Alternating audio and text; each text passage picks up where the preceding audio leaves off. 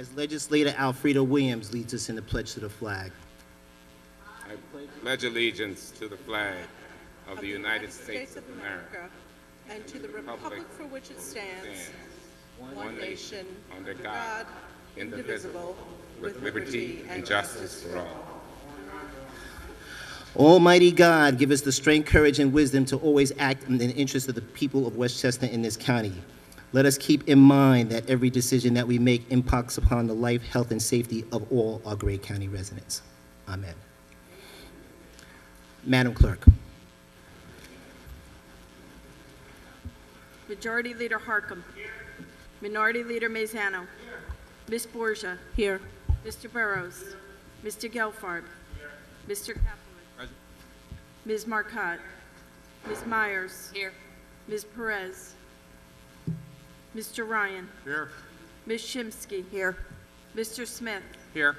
Ms. Spreckman. Mr. Testa. Here. Ms. Williams. Here. Mr. Williams. Mr. Chairman. Here. Mr. Chairman, we have a quorum. Thank you, Madam Clerk. Mr. Harcum, on the consent agenda.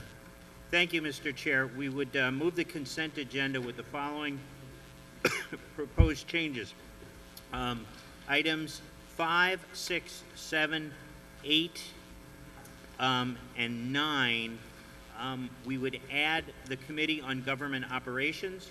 So in consultation with all of the board's leadership, this would go to 3 committees: Committees on Budget Appropriations, Committee on Community Services, and Committee on Government Operations.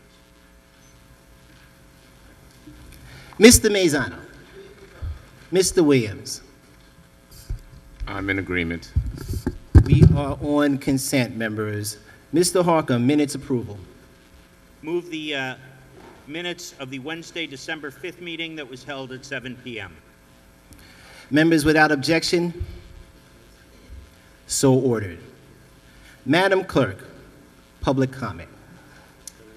Each speaker shall be limited to 3 minutes. I'll call the names of the speakers and ask that you please come down. Please come down the aisle to my left and wait behind the black ropes. Jennifer Craddy, Stephen Madej, Olivia McDonald, Walter Doherty, Donna Ansari, Sharon Sobel, Doreen Corns, Regina Riley, Terry Williams, Rose Rowling. And the first speaker is Jennifer Craddy. You need to talk. Come to the front. This way. No.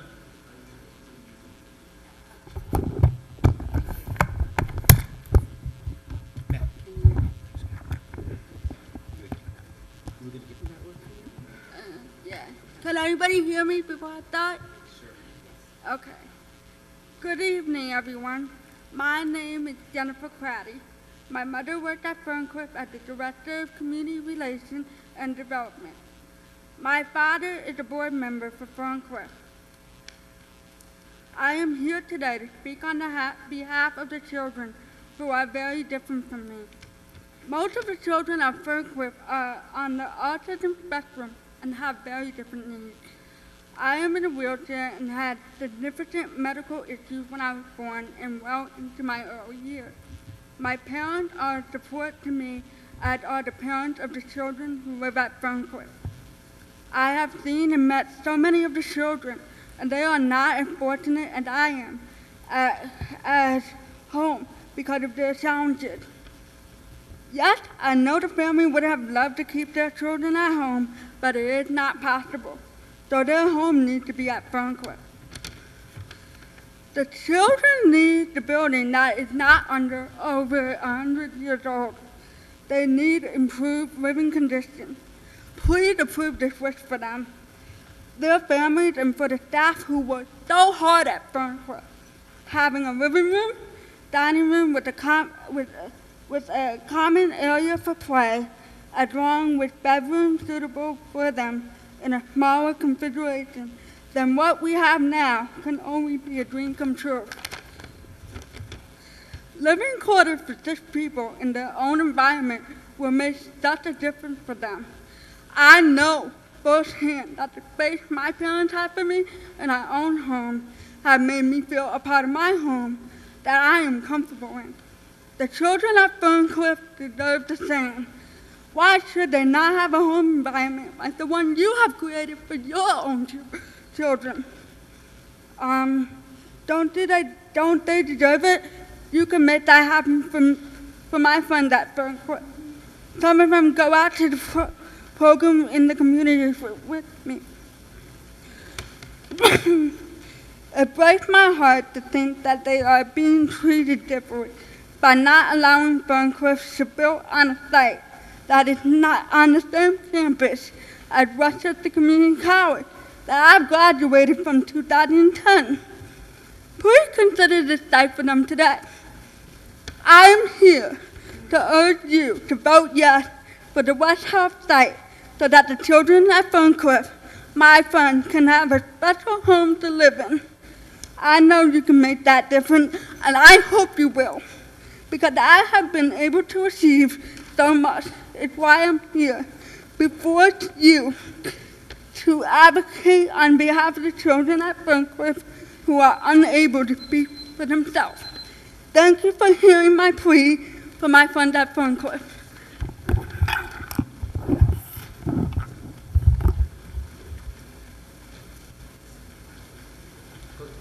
Stephen Madey.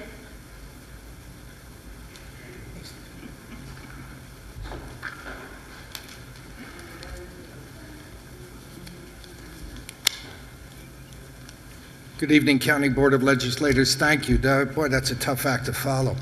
I don't know that there's anything else that I can really say of merit that hasn't already been said here by Jennifer, who did a magnificent job representing both the children and staff at Ferncliff. What I want to do is just kind of get rid of some of the myths that appear around in the press these days. One most recently came out tonight about destroying a $15 to $17 million property by allowing us to go in there. I believe that we would not be destroying a property, but however would be enhancing the property, and enhancing it by providing the proper living conditions that special needs children deserve. I was at the NAACP meeting recently where they stated as part of their mission that they speak for the unspoken. What population do we have here that represents the unspoken than the population at Ferncliff Manor, the majority of whom are nonverbal? They need your support. They need our support. They need the support of the community to be able to get out and be productive members of our society. Our children are a gift. They are a wonderful gift. You don't know those of us that are here representing Ferncliff. They teach us every day in ways that you cannot imagine. I would hope that you would allow us to, and permit us to go into, I'd love some M&Ms too, to go into the West Help site so that we could enhance their lives. We could provide them with the kind of living conditions that mirror those that Jennifer said before, that your children grew up in, that my children grew up in, that these children are entitled to. They are special needs for a reason. Another myth that was out there very quickly was that there are 50 other schools in the region. That's funny. There's only one school that's referred to as a hard-to-place school in this area, and that's Ferncliff Manor.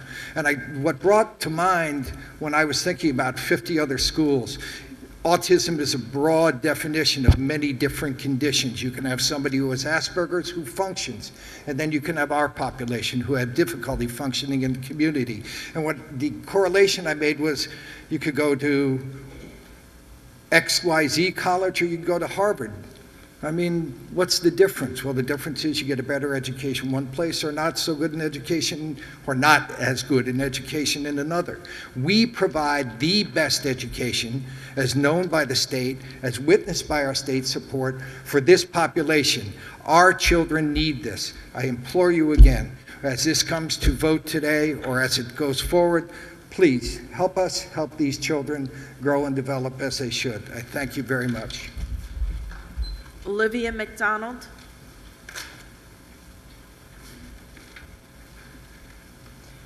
Hello, my name's Olivia MacDonald. My little brother Craig is a resident of Ferncliff Manor.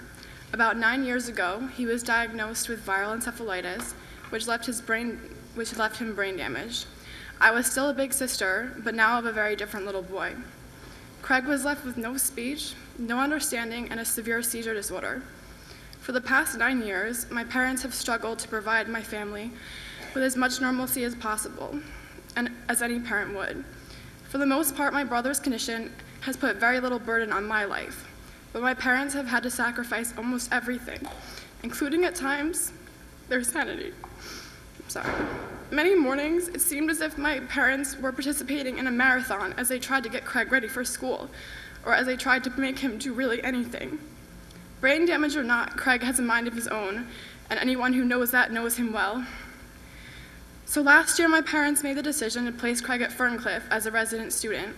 I know how difficult this decision was for them because I was kept in the complete darkness until only weeks prior to his move. They must have felt that if they didn't tell anyone, it wouldn't be real.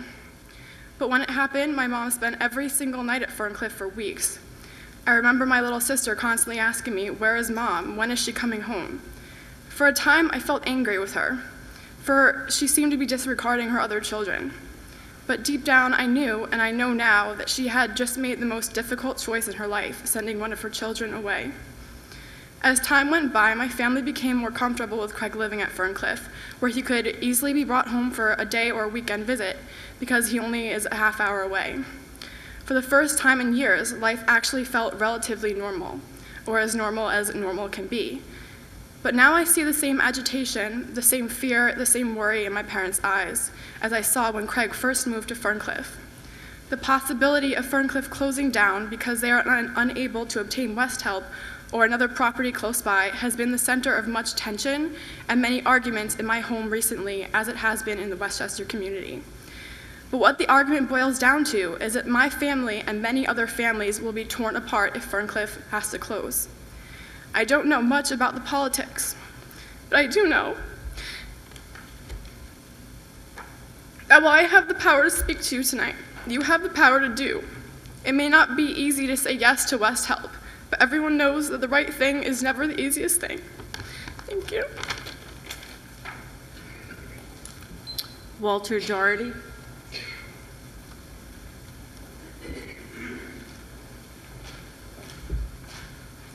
I yield my time to Lisa Rudley.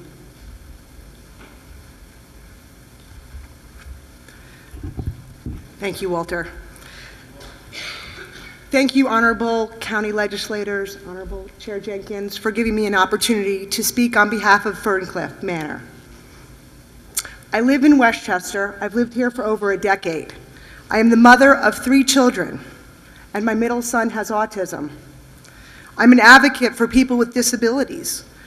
In my capacity as president of the Ossining Special Education Parent-Teacher Organization, and where I serve on many autism organizations, collectively, we offer resources to over 1,000 families in Westchester County. Autism has skyrocketed from 1 in 10,000 20 years ago to now 1 in 88 children and 1 in 54 boys. In New York State alone, since 2006, it has more than doubled. Many people with autism are unable to live independently and will require a lifetime of services. Ferncliff serves residents and students with severe developmental disabilities, including autism, that come from moderate and lower income families that desperately need these services and have a right to live close to their families. As resolved by New York State, the Ferncliff facility in Yonkers is no longer up to standards, and it needs a new home. The former West Help site in the unincorporated town of Greenburgh would be a successful outcome for both Greenburgh and for Ferncliff. Ferncliff has done an extensive analysis of its very limited options, and the former West Help site has been determined to be the most cost-effective and quickest pathway to achieve the state's request and requirements.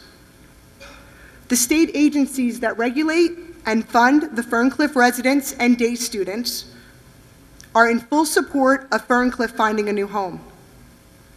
There is every reason to be confident that once the lease is approved by you, the county legislators, that the next step of approval from the state will be forthcoming. This project will help keep 250 jobs, create 50 new ones, and create construction jobs in Westchester County.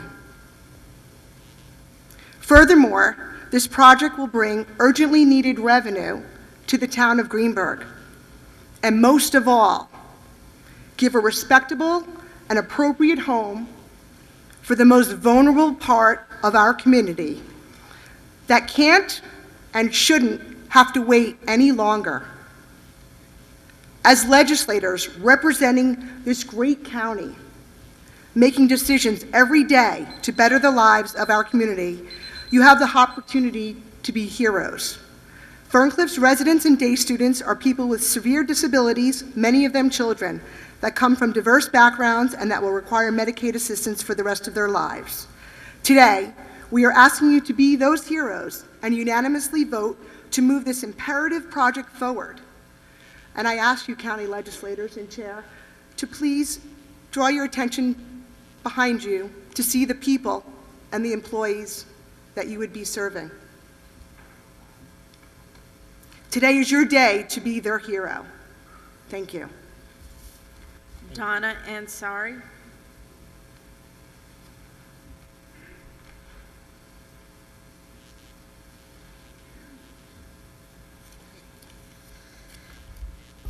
Thank you for allowing me to speak on behalf of the parents of the residents at Ferncliff.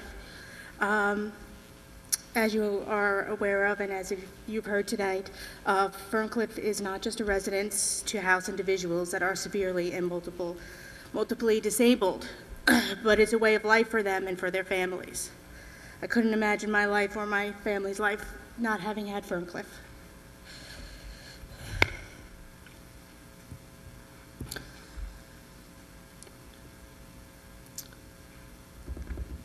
With that being said, the space and design of Ferncliff's current residents makes an already difficult situation that much more difficult.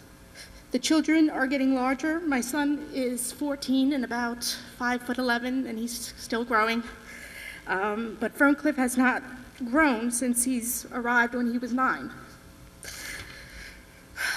We are not looking for a mansion, regardless of what they deserve. However, we are looking for you to consider these difficulties and the challenges that are there for these children. It's hard to visit my son. When I come there, there's no space. He's very agitated and frustrated with his disorders, and then not having any room makes it that much harder. And it's difficult for us to even spend time with him. He needs to run, he needs to, live just like any of us. And when the space is small and tight, their anxiety, their frustrations, it gets more difficult to even function, to make it through the day. And I'm so thankful for Ferncliff, and I hope that you guys consider providing the space that they so desperately need. Thank you. Sharon Sobel.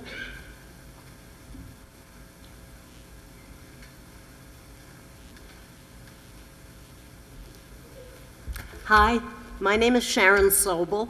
I'm a physical therapist, and I've been working at Ferncliff for the past 31 years. Of course, you know that means I started when I was 2.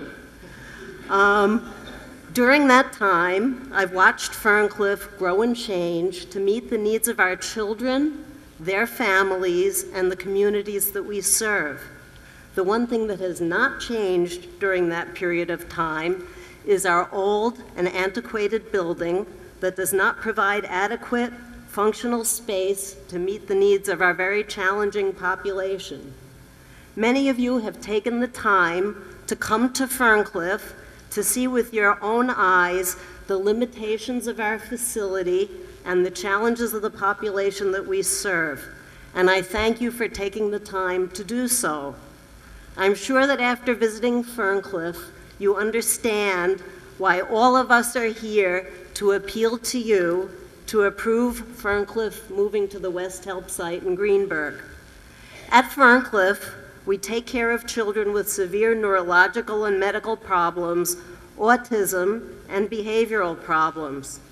They come to Ferncliff because they can't be managed by their families or by their school districts and need specialized 24-hour care to achieve their optimal level of functioning.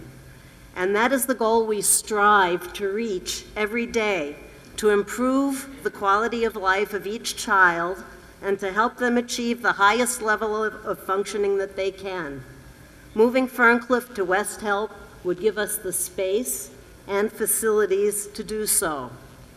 Also, in the gallery up there are many of your constituents who are here today to ask you, their elected officials, to a vote to allow Ferncliff to lease the West Help site so they can keep their jobs and continue to bring business and tax revenue to Westchester County.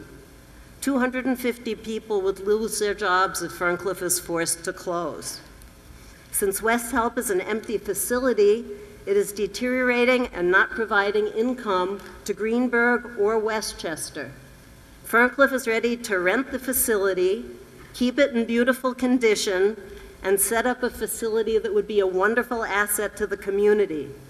There would be no cost to Westchester County or Greenburgh, only increased income. There would be no strain on the school district, as we are our own school district and will continue to educate our children. Many of the families who have children at Ferncliff fall into the low-income category. Therefore, you would be fulfilling the mandate to provide housing for children of low-income families. At Ferncliff, we encourage the families who place children at Ferncliff to participate in the planning and care of their children. If the West Help lease is not signed and Ferncliff is forced to close, there is no other facility in the area that can take care of these children. They will be forced to move far away and possibly out of state, away from their families and loved ones. This would be traumatic for both the children and their families. Our goal is simple: to give each child the best quality of life that they can have by providing quality services in a facility that has adequate living, educational, and recreational space. So I'm asking you to listen to your conscience. Help the children, help the families, help your constituents keep their jobs, and most of all, be the voice for the children who can't speak for themselves. Vote for Ferncliff to lease the West Help property. Thank you. Doreen Corns.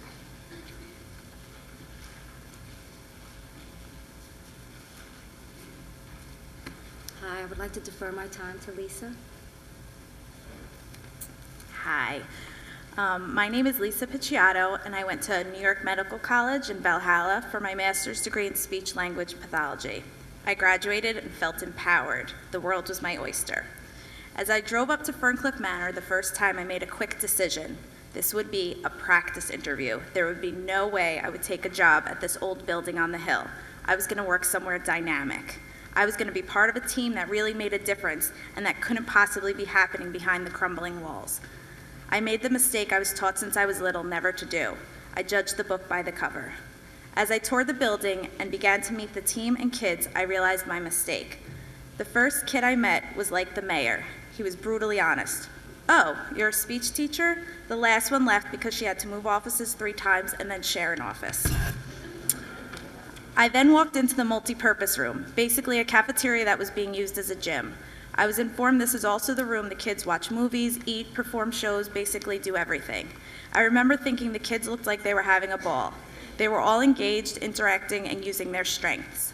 I met another kiddo who told me they were playing Spider-Man tag.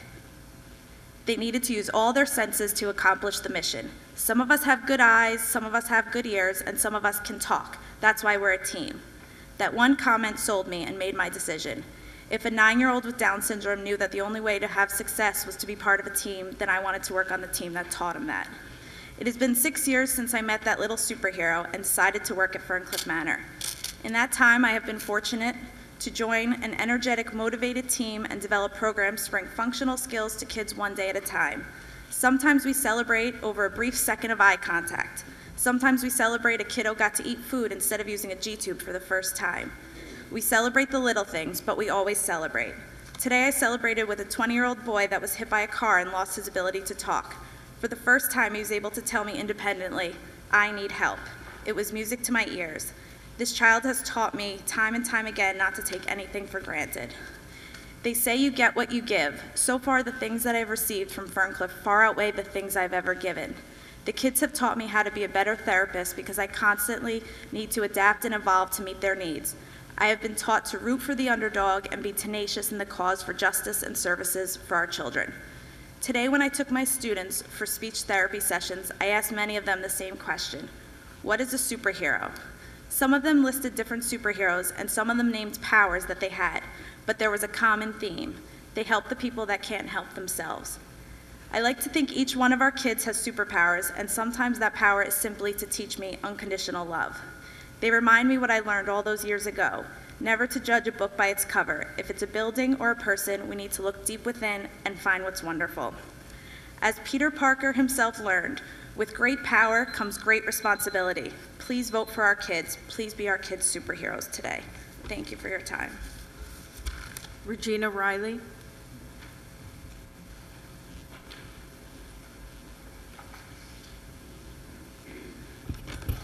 My name is Regina Riley. I'm from the 9th County Legislative District, Mrs. Borges.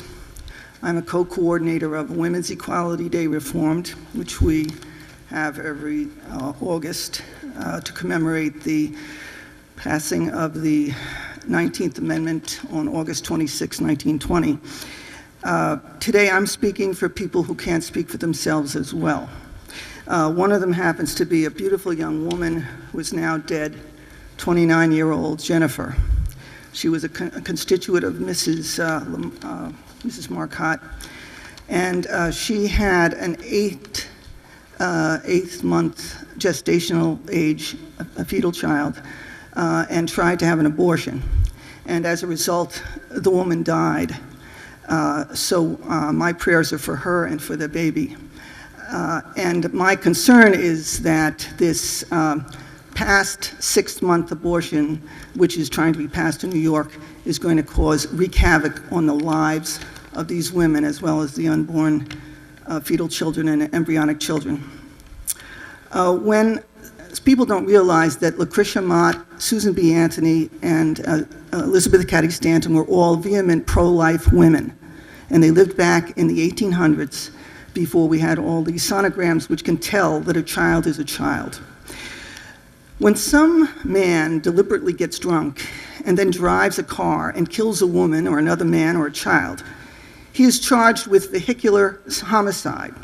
It is a felony under the New York State Criminal Code, Penal Code. No one I know would want it to be reduced to a non-criminal traffic violation, because the less the consequences, the more people would drive drunk and the more people would get killed by the drunk. How is criminal abortion any different? A doctor, or now non-physician, is drunk and uses a contaminated instrument, punctures the uterus of the woman or the woman's bowel, and does not send her to the hospital. His act is no longer considered criminal if the woman has to wear a colostomy for the rest of her life, or if she dies. Either way, the non-physician or physician abortionist has merely committed an infraction against the Health Department code. So goes this bill that's up in New York State Senate now. Non-doctor abortionists no longer are cited for practicing medicine without a license, because under this new Stuart Cousins, Jeff Klein abortion bill, the New York State Senate apparently believes that the abortionists are not practicing medicine. This bill allows 11-year-old girls to buy Plan B, no questions asked. Exactly how do these bills items protect children from maiming and death and sexual predators? How does Planned Parenthood's exemption from being a mandated reporter help to put incestuous rapists or statutory rapists behind bars? Already, there are 110 abortions in New York State. No parental consent, no waiting period, no parental notification will ever be allowed if this bill gets passed. I ask you to call your senator and tell them this is against women's lives as well as the children. Thank you. Terry Williams.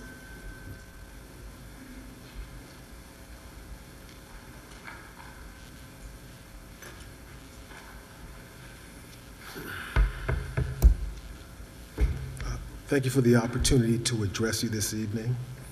I stopped by to talk with you about a letter I wrote to the editor of the Journal News in response to a piece by your colleague, Michael Smith. I'll begin by reading my letter. To the editor, I wouldn't, in good conscience, question whether or not the children of Ferncliff deserve better accommodations and that West Help might provide it. But I can question Legislator Michael Smith's motivations. We don't get to choose which among the least of us to take care of when the opportunity presents itself. Mr. Smith chose not to speak up for homeless single mothers and working low-income families when earlier proposals for West Help sought to help those populations. The fact is, Mr. Smith and his neighbors opposed the other potential uses because they didn't want the new residents walking through the Mayfair Knollwood neighborhood. A representative said as much when they came to a Parkway Gardens Civic Association meeting a number of years ago seeking support for their selfish plan. The sentiments in Mr. Smith's letter are disingenuous and a perversion of Mr. Springsteen's song.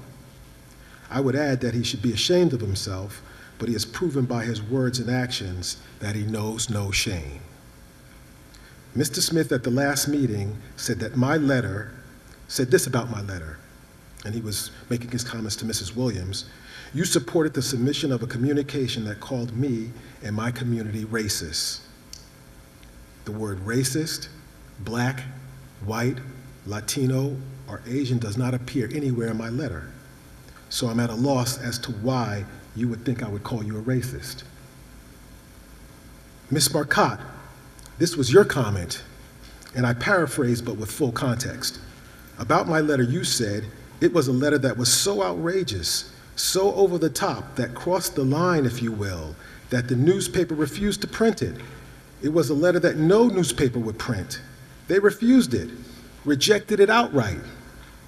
I just wanted to put that on the record because I think that's important. Well, for the record, they printed my letter. It ran on February 3rd, a Sunday, typically the day with the largest readership. I take no issue with your comment about my opinion, your opinion of my opinion, but I think it's dangerous for a county legislator to mislead her colleagues and her constituents as you did. What's the harm in a little lie, you might ask? Well, that brings me to Mr. Burrows. He said, and I quote, the Journal News, according to Sheila, wound up refusing to take this article. Therein lies the danger of misstatements. They get repeated. Daniel Patrick Moynihan once said, everyone is entitled to his own opinion, but not to his own facts. Good words to live by, even if he was a Democrat. I'll close with Mr. Maizano. You said I should be ashamed of myself for the things I said about Mr. Smith. What things are you referring to? By now it's clear I didn't call him a racist, didn't even imply it. The opinions I expressed were perhaps harsh, but let me elaborate. Mr. Smith and his allies arranged to have $1.8 million of rental income from West Help. Mr. Williams, we got the wrap. Okay. They had $1.8 million diverted away from our town. Only $1.1 million is coming back. That's 60 cents on the dollar. We can't afford that kind of government. Thank you. Thank you, Mr. Webb. Rose Rowland. Oh, thank God they have water. This is going to be a total change of pace from what y'all have heard before. Okay. Can everybody hear me? Great. I'd like to enter into the record these 2 pages. These represent over 50 New Yorkers that have been killed by gun violence since December 14, 2012. I'd like to enter those into the record. My name is Rose Rowland. I'm with the Million Moms March in Northern Westchester, the Brady Center. On December 15th, I discovered to my surprise that guns were a problem in this country. And I had to get involved because children were being riddled with bullets. I was delighted to learn that the legislators had created a resolution calling for stronger federal gun control laws. My own representative is on it, which makes me very proud. New York State has strong, excellent gun laws. They are not enough. For New York's gun laws to be effective, they must become the federal standard.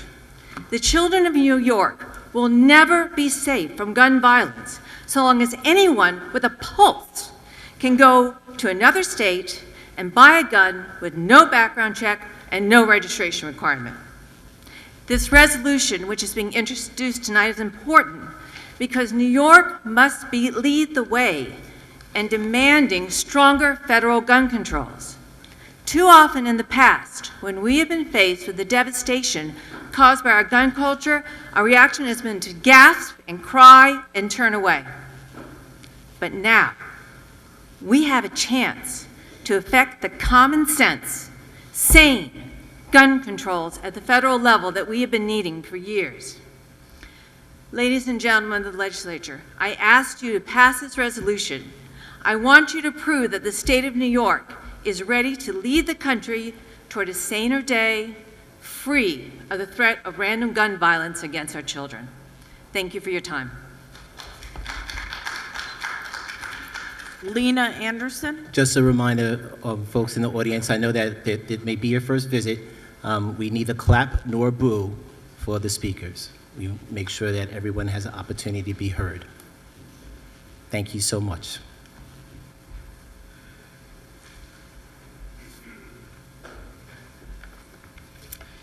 Chairman Jenkins, members of the Board of Legislature, good evening. My name is Lena Anderson, and I am president of the White Plains Greenberg NAACP. And I want to speak to you briefly about West Help. One of our priorities at the NAACP is the critical need for affordable housing in our area. That need is as great today as it was more than 20 years ago. In fact, in 1989, when the housing crisis was as severe as it is today, we went to court and won a major legal battle against a Greenberg neighborhood that tried to prevent West Help from building 108 low and moderate income apartments. That neighborhood was so opposed to affordable housing a mile from their homes, they wanted to form their own village to enact zoning laws to prevent West Help from being built.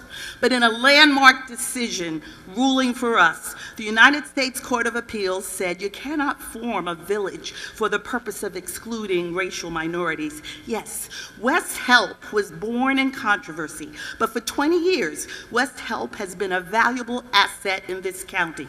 Its only residents were homeless single women and their infant children. They lived at West Help until the county's assistance was able to help them find housing of their own. The grounds on the campus of Westchester Community College were meticulously kept. The folks who lived there were a threat to nobody. And with West Help, Westchester County saved millions of dollars in not having to put these homeless single women and infant children in expensive, crowded hotels, which was no place for anyone with infant children to live. But still, there was fear because the community pressure, an 8-foot-high barbed wire fence was erected around the property. The barbed wire fence is still there today, an ugly reminder of what we all went through. But here we are 20 years later, and there's talk about destroying these apartments. Once the need for homeless housing ended, these West Help apartments were supposed to be used for low and moderate income rental housing. That's what the county lease with Greenberg requires. Now that we've learned the property's been allowed to deteriorate, 11 months of negotiations with Ferncliff, and the lease has expired, we do think the county should help Ferncliff find a suitable place to relocate, but not at the expense of desperately affordable housing that only 20 years old.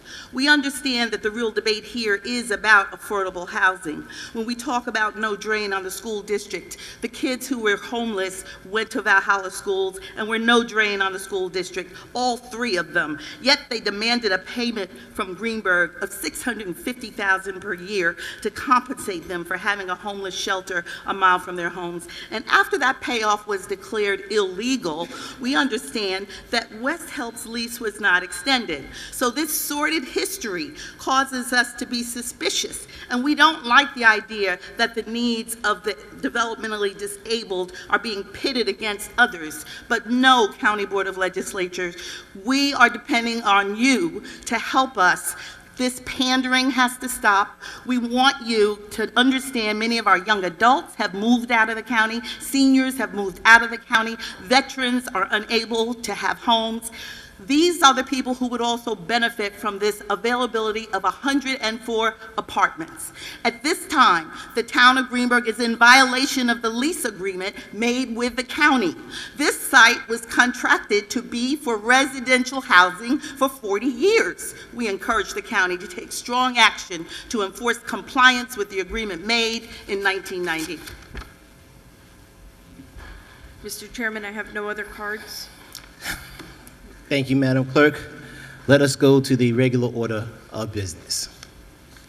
Under Standing Committees, item 5685 from the Committees on Budget and Appropriations and Government Operations is an act designating the County Office of Tourism as the tourist promotion agency for Westchester County for the period January 1, 2013 through December 31st, 2013. Ms. Myers. Yes, thank you very much.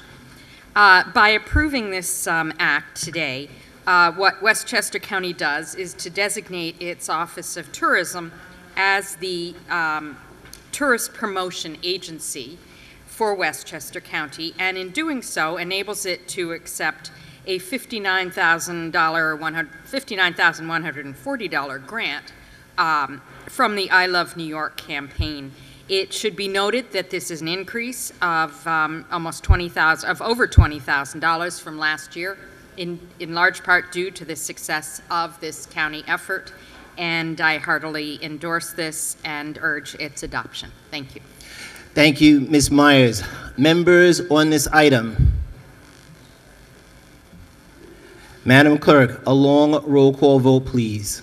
Mr. Harkam. Yes. Mr. Mazzano.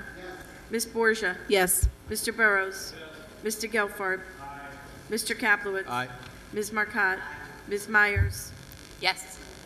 Mr. Ryan. Yes. Ms. Shimsky. Aye. Mr. Smith. Ms. Spreckman. Mr. Testa. Yes. Ms. Williams. Yes. Mr. Williams. Mr. Chairman. Yes. Approved 16-0.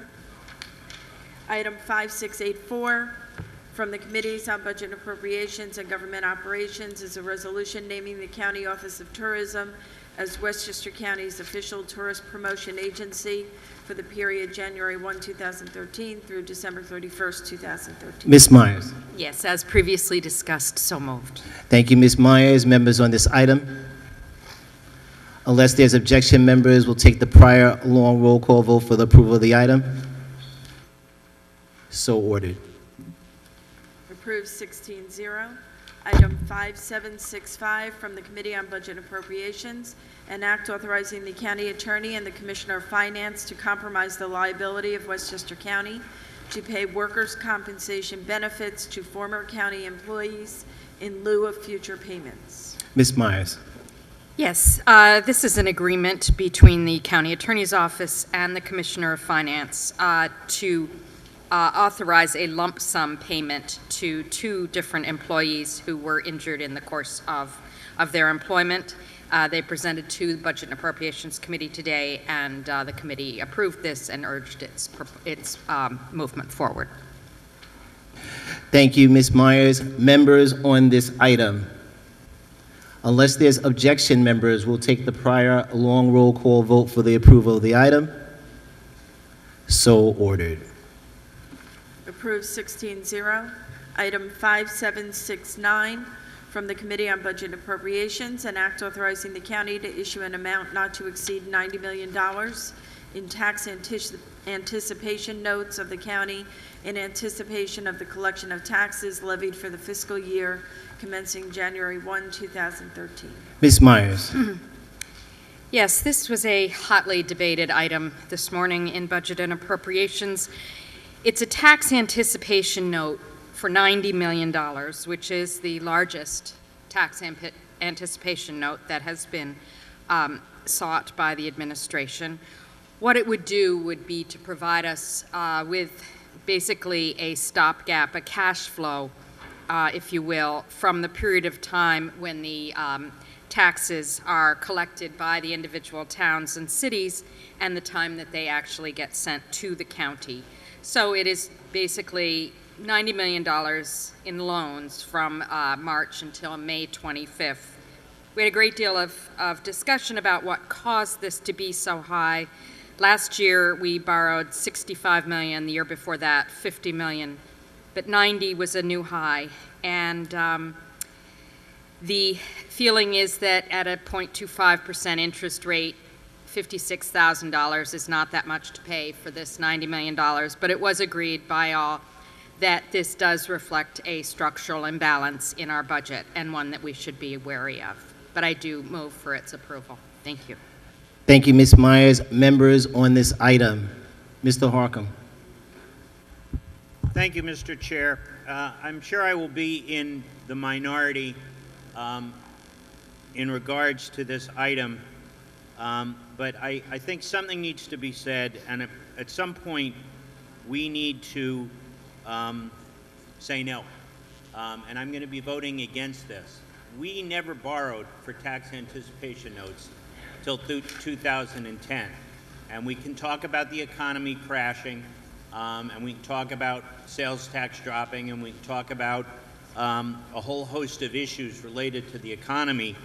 Half of this, $45 million of this, is not associated with any of that. We heard our budget director, Larry Soul, today yet again in committee say it kept him up at night because the administration did not put the COBRA retro of close to $18 million into the budget. The error on the tobacco amortization of $12 million. And finally, last year, the $18 million that the administration took out of fund balance without coming to this board that we had voted in the budget to amortize the pension. So that's $47 million of the $90 million. This is not because of the economy. This is not, I'm a little short on cash, we'll have to pay you next week.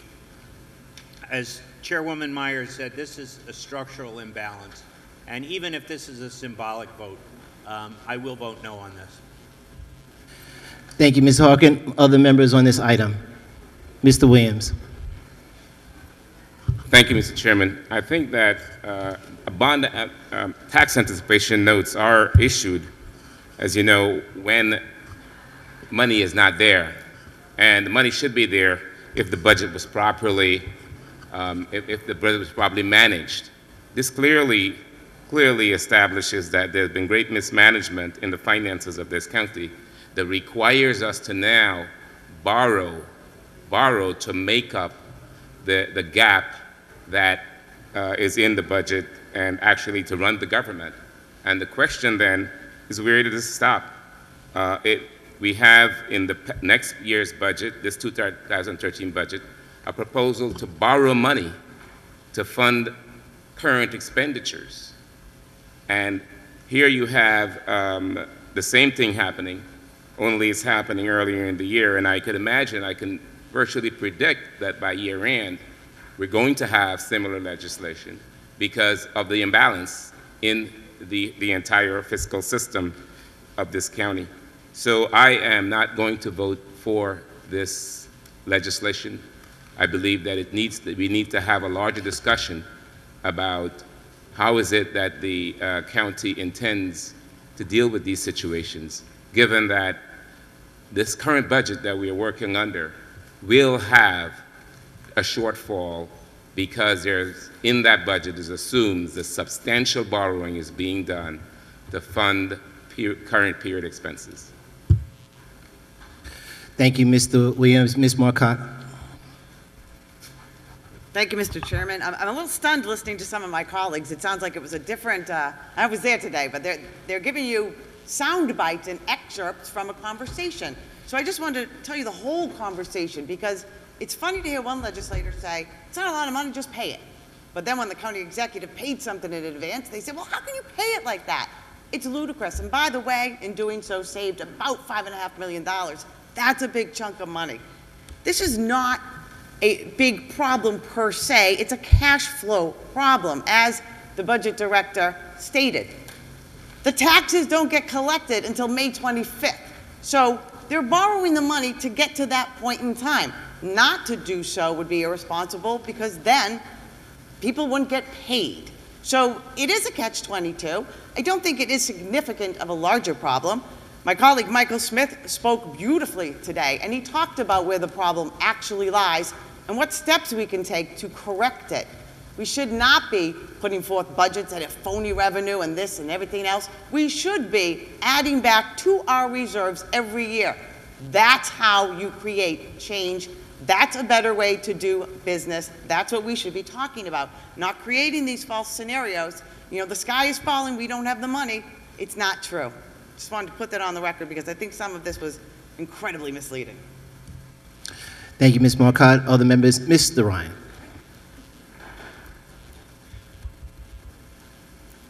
Well,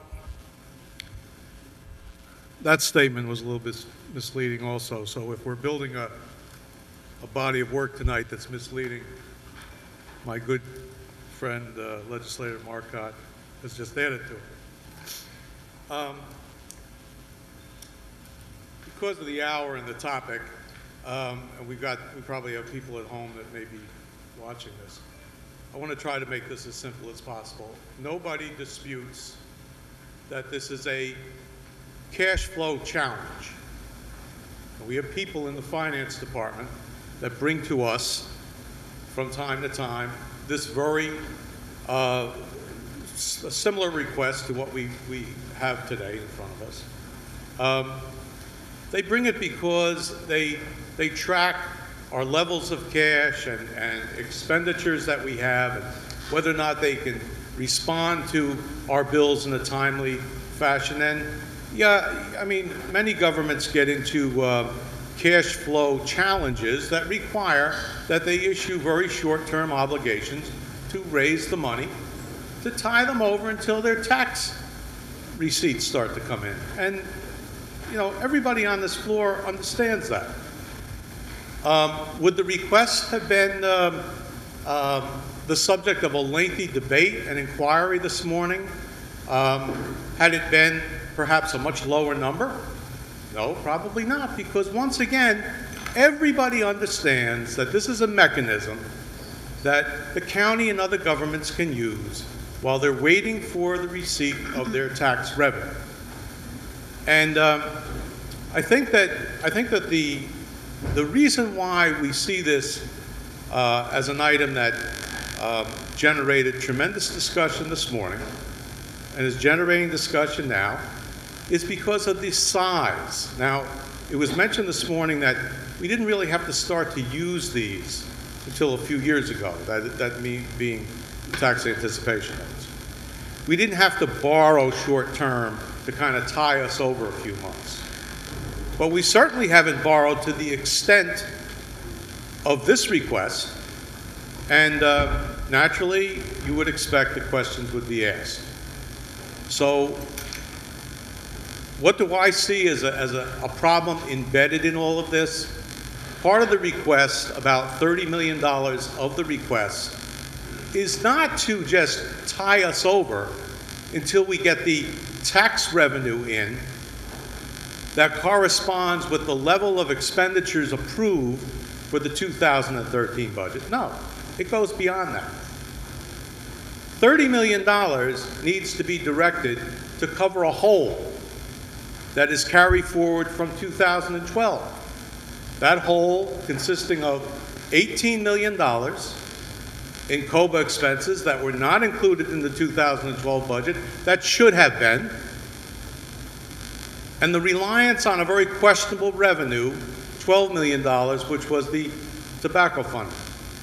Together, the two components make up $30 million, and it's interesting that that corresponds to a 5 to 6% property tax increase. If you pull the revenue out of the 2012 budget, if you add the expenses in, the proper COBA expenses in, what do you have? You have $30 million, and all of a sudden you have to make up. Well, the only way that you can make this up as an administration that's preparing a budget to be transmitted to us is to come up with another resource. And obviously, they rail against the use of the reserve funds. I don't know. I don't see a magician on the scene that is going to be able to wave a magic wand and have an extraordinary resource available to us. So what typically does a government have to do as it's trying to pull all the pieces of the budget together to make them come together and then cover it with the revenue necessary to handle that expense plan? Well, that final tool that's available to them is to raise taxes. And once again, that decision was not made, yet the questionable revenue was left in, $12 million, and the expenses that we knew we would incur, the 18 were not included. And so it was, in my view, irresponsible to put that budget forward, knowing that it wasn't fully covered by a revenue plan. And it's natural to understand this now, that it wasn't, because the administration obviously chose not to go to the one revenue that would have been available to them. You cannot make the decision to not fund your plan and build elements into the plan that exceed the funding that you're willing to put into place. You just can't do it. You're delivering a structurally imbalanced budget to a legislative body. And worse than that, we all remember the situation we were put in as 17 legislators when we were asked to understand the cost center budgets and the real numbers that they needed that would have probably panned out in 2012 were the numbers that were kept from us. And didn't become aware, I don't believe any of us knew that an outside media company would file a FOIL request and publish them. For some of us, that was the first time that we had any inkling of what those numbers were. So, not to revisit all of that stuff at any great length, but there were a lot of mistakes made and a lot of poor judgment shown at the time that budget was developed, signed off on, and then delivered to this legislative body. And when it came to the legislative body, both Democrats and Republicans didn't have the information, didn't have the tools in hand to know that the expense items were short and the revenues were probably too high, because the revenues that revenue was questionable revenue. So the whole point was this: it's not just a simple cash flow challenge. And what's being asked for will be quickly made up by the receipts coming in. No. There's an extraordinary item here. It's a $30 million extraordinary item that will need to be covered at some point, because you cannot keep doing this and pushing this down the road. At some point, there has to be an answer. And some permanent solution to the payment, the covering of that extraordinary item, that hole in the 2012 budget, will have to be faced up to by both us and upstairs. And the only lesson that I can offer that we should take from this is be a little bit more careful when we're developing budgets. And I think both Republicans and Democrats on this floor are careful. But I cannot say the same about the administration. I do not believe they were careful. Or if they knew, then it was not smart to build up an expenditure plan on one side of the budget, build that, put it in place, feel confident that that's what you needed to run with, and then come up with a revenue plan that did not match, that would fall short. So I think in my view, I think that that really is the problem, not that this is simply an argument over what is a traditional way of bridging to a period of time when you're going to have more money in the bank. Thank you, Mr. Ryan. Other members? Mr. Smith. Thank you, Mr. Chairman. To build upon the story that we were telling tonight, and to go over and correct some of the misstatements that were passed on, and sort of like a family story that gets told time after time, to attribute the problem with the fund balance to the last budget, not factual, not the fact. Any one of you who've ever looked at the graph of the fund balance for this county will see that it wasn't this year, wasn't last year, wasn't the year before. The line goes down, down, down, down. Attribute it to whoever you want. Some of you were here in the body at the time. If you seem to think that the county executive is responsible for all this stuff, then I don't know what the legislature's here for anyway. Legislature passes the budget. In fact, I remember the first budget that came through from County Executive Astorino. There were 247 vetoes that came through. You built that budget. That was your budget. You didn't like the numbers? So be it. The structural problem that we have with the budget is a function of expenses exceeding revenues. The fund balance has been going down over the years. So therefore, accordingly, while it's not linked dollar for dollar, accordingly the cash flow becomes constrained. Now, for those of you who want to vote no on the $90 million bond, well, part of each month we spend $30 million to pay our employees. So if we don't have enough, if this item were not to pass, and we didn't have money to pay our employees, is that what we want to do? Is this how we're going to deal with this issue? How we deal with this issue is to build budgets. Now, there are people on the other side of the aisle who feel, and that's completely within their beliefs, to raise taxes. They want to raise taxes. Now, going into this budget year, Westchester County had the highest property taxes in the United States of America. I assure you, by increasing taxes on this year's budget, as you may have proposed, would not take us out of first place. We have to look at the long-term sustainability of this county. It will not happen by continually saying we will solve our problems by raising our property taxes. What has to happen is you have to look at your expenses. You have to make some tough decisions. There are some people who are going to say, ouch. There are going to be some people who say, oh, you know what? I used to get this all the time. I'm not getting it now anymore. If we want to build up our cash reserves, we're going to have to build and fund the reserve balance on an annual basis. Any other way, it's just simply not going to happen. So I'd be very interested to hear, from anybody who's got a proposal that if we do not fund this item tonight, are the county employees not going to get paid for when we don't have enough cash? Thank you. Thank you, Mr. Smith. Other members? All righty then. Thank you, members, for this. Let me just ask a couple of quick questions on this. We heard a lot of information, but we know that we did hear from the budget director on several occasions that he couldn't sleep nights, not telling the board about the $18 million of COBRA payments that were neglected to be in the budget. That's what he said. So when that's not being made up, I heard him say it multiple times, as a matter of fact, including today, again, that the COBRA payments, and it kept him up nights, not knowing that.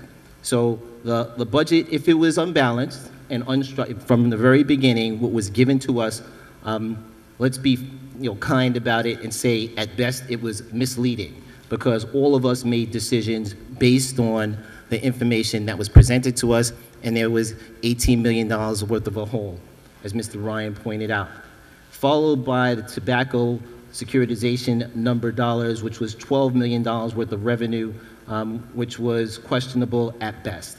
So I guess the question would be, for the $90 million of this tax anticipation note, if we're going to be short $30 million, then this seems $60 million too high. I know that there's a combination of changes in the payment structure from the state that has seemed to slow down some of our reimbursement.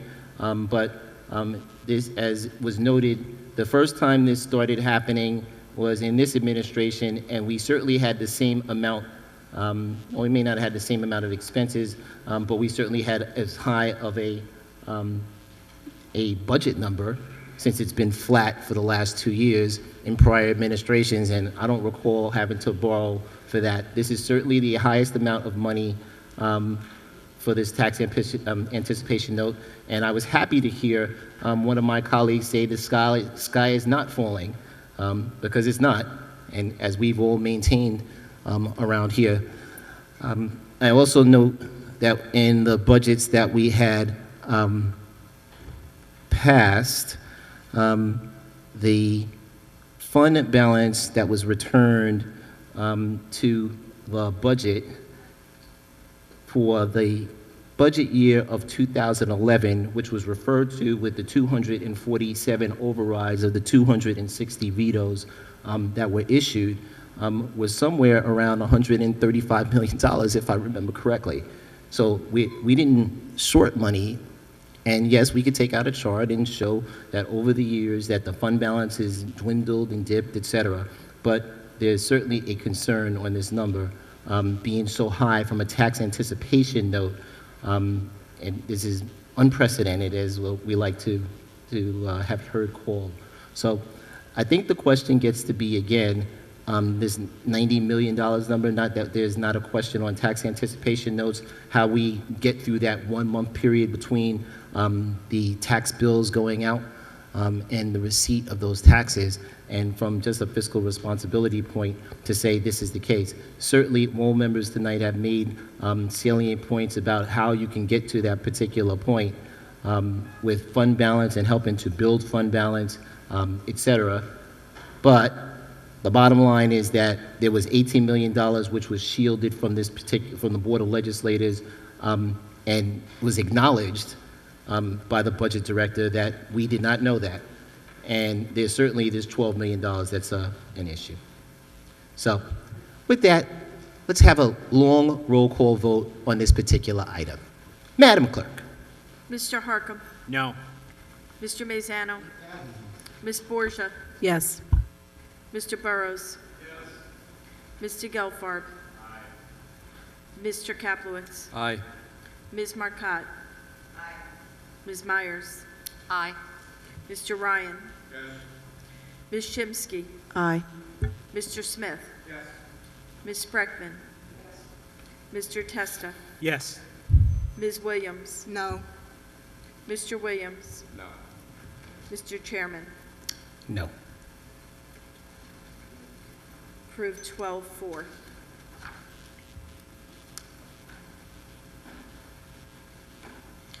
Item 5800 from the Committee on Budget and Appropriations is an act repealing Act Number 21, 2013, and fixing and determining the amounts of county taxes for county operating purposes and for county share of MTA, the special district taxes, and other charges against the various towns and cities in the county of Westchester, and levying such apportioned amounts for the purposes therein set forth against such towns and cities. Ms. Myers. Yes, I rise. This was actually a rather ministerial act because of a mistake in copying. It appears that even though this was approved through the Budget and Appropriations Committee and the Board of Legislators, there were some of the actual town and cities were left out of the packet. They did not make it through the copier machine, apparently. And therefore, we did take it up again this morning in Budget and Appropriations and moved it forward with no changes, but just so that we've dotted our I's and crossed our T's. And this is actually the taxes that will go out that we are taking a tax anticipation note against. So we're putting it forward again and urge its approval again. Thank you, Ms. Myers. Members on this item. Madam Clerk, a long roll call vote. Mr. Harkam. Yes. Mr. Mazzano. Yes. Ms. Borgia. Yes. Mr. Burrows. Yes. Mr. Gelfarb. Aye. Mr. Kaplowitz. Aye. Ms. Marcotte. Ms. Myers. Yes. Mr. Ryan. Yes. Ms. Shimsky. Aye. Mr. Smith? Yes. Ms. Breckman? Mr. Testa? Yes. Ms. Williams? Yes. Mr. Williams? Mr. Chairman? Yes. Approved 16-0. Item 5802 from the Committee on Budget and Appropriations, an act amending Act Number 26, 1952 as amended, which amended Act Number 40, 1941, entitled An Act Establishing Personnel Rules in Westchester County Service and adopting classification of positions and schedules of pay. Ms. Myers. Yes, as stated by the clerk, this is an amendment to a previous act that was passed by the Board of Legislators but vetoed by the administration that would have provided a pay raise for the district attorney's office. They went back to the drawing board and came back with a different request that is lower.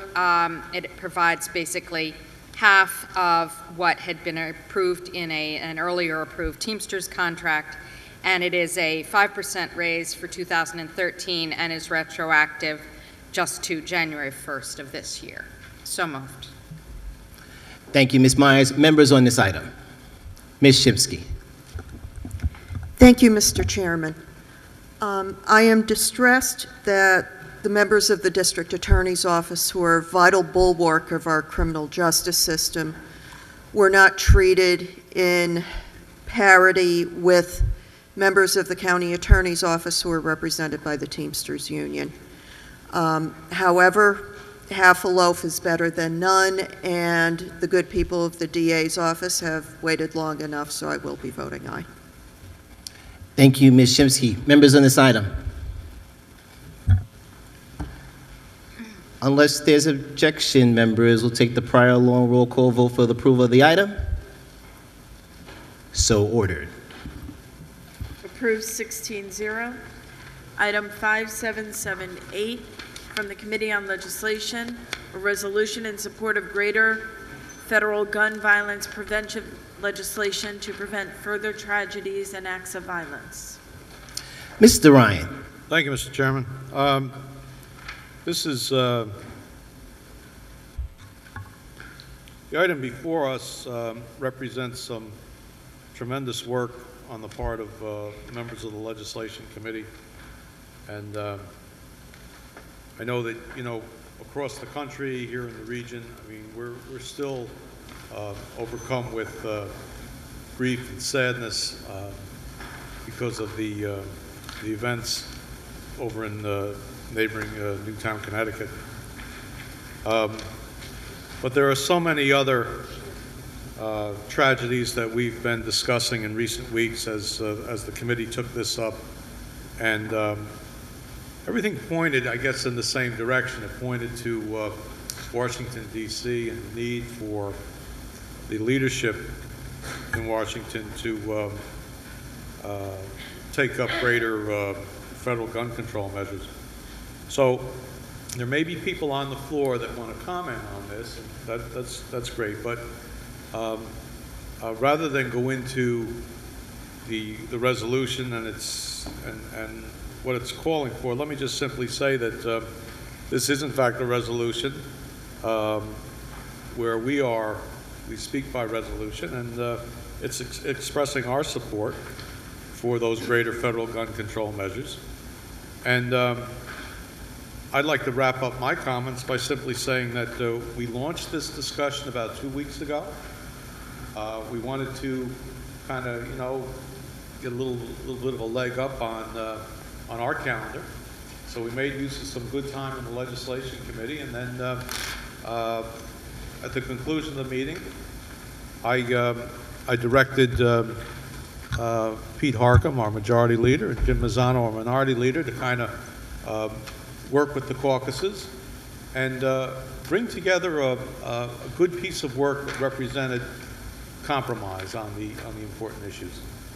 Well, they did an outstanding job, and what was presented to the committee today was a product that I think was brought to us, and it was almost there.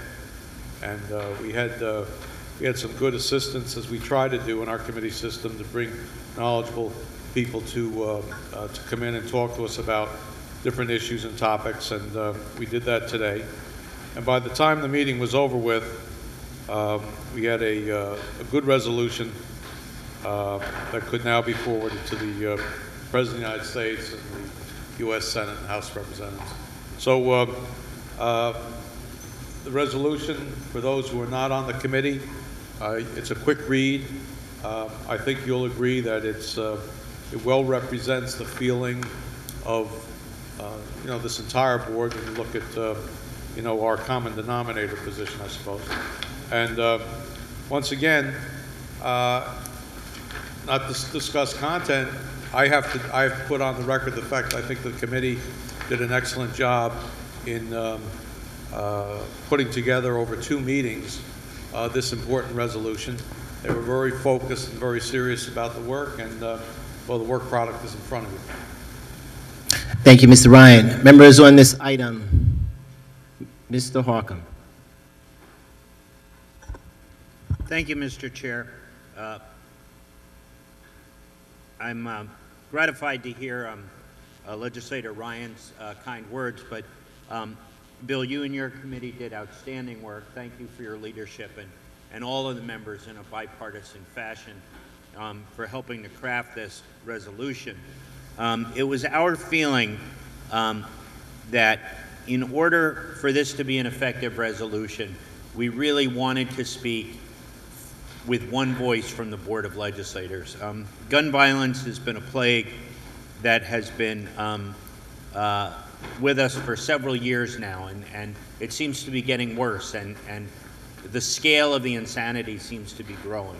So we wanted to address that in a meaningful way that would put forward and assist the public policymakers in Washington as they move forward on meaningful progress without hampering the abilities of law-abiding legal firearms owners. You know, I'm a firearms owner, and I know in my district there are thousands of legal and lawful firearms owners, and this resolution does nothing to hinder our rights, but what it does is it advances conversation in a number of areas. For instance, the need for more community-based mental health services and the federal government to get back into that game after retreating, because so many of the experts around this crisis keep pointing to the gaps in the community mental health system, about gaps in the background check system, and how we need to close those two together. And as we kept going with this discussion, other items came in from other members, and we touched on a bunch of areas, from types of weapons to the future discussion on magazine clips. That is really a very technical issue, and rather than pick a number, 10, 9, 13 at this body, rather we chose the route of advising the policymakers that standards and definitions need to be examined and adhered to. It's the same with different types of ammunition. So we felt this was a thoughtful resolution, and we felt it important that we have a bipartisan approach to this. And I really want to thank all of the committee members and Legislator Maisano and Legislator Ryan for their hard work on this.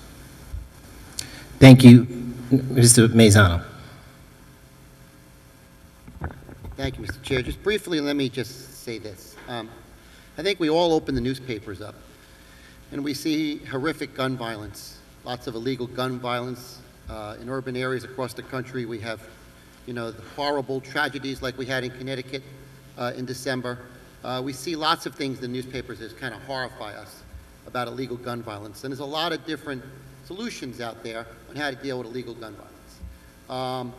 Legislator Harcum and I think all the members of the Legislation Committee, try to put together a resolution that in an intelligent way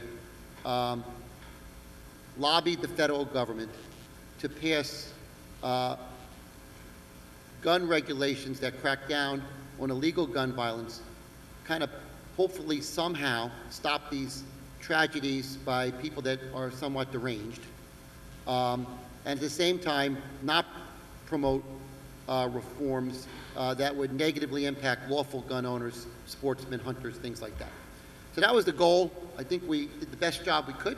I think we talked it out as much as we could and tried to come up with a resolution that would lobby the federal government in the most thoughtful way we all could. So I appreciate the work, everybody. Thank you for your kind words, both Legislator Ryan and Legislator Harcum. I think we got to a decent resolution that kind of explains to our friends in Washington, what we think are the best solutions to deal with gun violence. And hopefully they will listen in Washington. Thank you. Thank you, Mr. Mazzano. Mr. Testa. Thank you very much, Mr. Chairman. Just to piggyback a little bit on our colleagues here, I think it's kind of universal for all of us to be horrified of the events that took place. And it's really hard to believe that there are people not only in this country but in this world that would do the acts, that unspeakable acts, especially of shooting children at point-blank range the way it took place in Connecticut. So obviously our emotions are at a high pitch, and we want to find as many ways and any way we can to prevent these types of incidences from happening in the future. And I am one of those people as well. But sometimes our emotions get in the way of what's logical, what is factual, and sometimes you got to step back a little bit, and thank God we were able to do that here. I want to thank Mr. Harcum, Mr. Mazzano, and of course the Legislative Chairman, Mr. Ryan, for stepping back and giving us a little bit of time to go over these issues. The first version or draft of this resolution, in my view, was very skewed toward punishing those who are legally law-abiding gun owners, affording their Second Amendment rights. And when we were able to talk about some of the issues that brought that to light, we were able to change quite a bit of the resolution. And we're actually on the third version of it, I think, here today. Some final changes were made. So the question becomes, what will actually work? What will actually make these types of incidences diminished or prevented completely in the future? And I think we hit some very important ones here in this final resolution. I know there was some input from the Westchester Firearm Owners Association at today's legislation meeting. I was not able to be at today's meeting, but I want to thank the chairman for allowing me to have a comment in the previous meeting and through the lobbying and through the discussions that took place at the leadership level. Some important things were added, some important things were removed over the course of the three drafts, and I just want to point out a couple. I don't want to go point by point. I think enough has been said. But one important one that was added today, I think, about straw man purchasers being accountable. I think that's a very important point. In the first whereas of the resolution, the incident that took place up in Webster, New York, was mentioned, and that's appropriate with the straw man purchase statement because that's how that took place. The man was let out of jail after killing his grandmother with a hammer 10 or 15 years before. Somehow he was able to get out of the jail and had someone else, because he knew he could not pass a background check, someone else bought the gun for him and caused that tragedy in Webster. And you can get through these types of scenarios over and over again. So the majority, I think, or at least 40%, half of this resolution deals with the background check issue. And I think that's a very appropriate way to approach it. Obviously, those who have mental illness, those who have criminal past, those who have felonies, should not be able to own and have access to firearms. That's an obvious statement, I think. And the question is, how do we do that through the database system? How do we do that through the background check system? One change that was an unfortunate change, I think, but I think we can all live with, it was changed from a criminal background check to a universal background check, and Chairman Ryan and I had a little discussion earlier tonight about that. That means different things to different people. To some people it means the shotgun that my father handed down to me, that I want to hand down to my son, possibly, as an heirloom in my family. I wouldn't be able to do that. in some people's version of a universal background check. In other people's version of a universal background check, that means that every single database that is available or should be available should be used for every background check. I agree with that. And maybe some databases need to be revamped, revisited. Additional databases need to be brought in. So that is an ambiguous term that we'll skip over, but it is something that would cause some people a little concern. A few others, just to go through these. The magazine capacity that was brought up by Legislator Harcum, that's a tough one because New York State just passed 7 bullet magazines. No such animal in the world. They don't make 7 bullet magazines. The criminals will still have the 10. So if the law-abiding citizen who has his pistol or his gun at home that has the 10, he's only allowed to put 7 in the magazine as of, I think, March sometime. So when the criminal breaks into your house and you have to defend yourself, he will have 10, you will only have 7. Or your wife, who we just saw in an incident that took place a couple weeks ago, hiding in her closet with her 2 children, was able to defend herself because her husband taught her how to use the gun that they keep in their home for protection, would not have enough possibly to protect her children. So there are 2 sides to these stories, but having a ambiguous maximum, appropriate maximum, I don't know what that is, maybe somebody will figure that out someday. And I think probably the one that has the most discussion out in the public is the automatic military-style assault weapon. And the wording here says automatic, and that's already illegal since 1934. You cannot have an automatic, any kind of weapon, whether it's military-style or ugly-looking or scary-looking or not. You cannot have those presently since 1934. So if the intent was to have semi-automatic, we already had that ban for 10 years that was lifted, and now that I think that's the ban that the Fed level is looking to, or some people at the federal level are looking to reinstitute, which is a problem because of the constitutionality that was determined. We'll see where it goes. During that previous ban of 10 years, actually crime went down. Illegal gun use went down, not up. So we'll see where all those, we can go into stats for the whole night.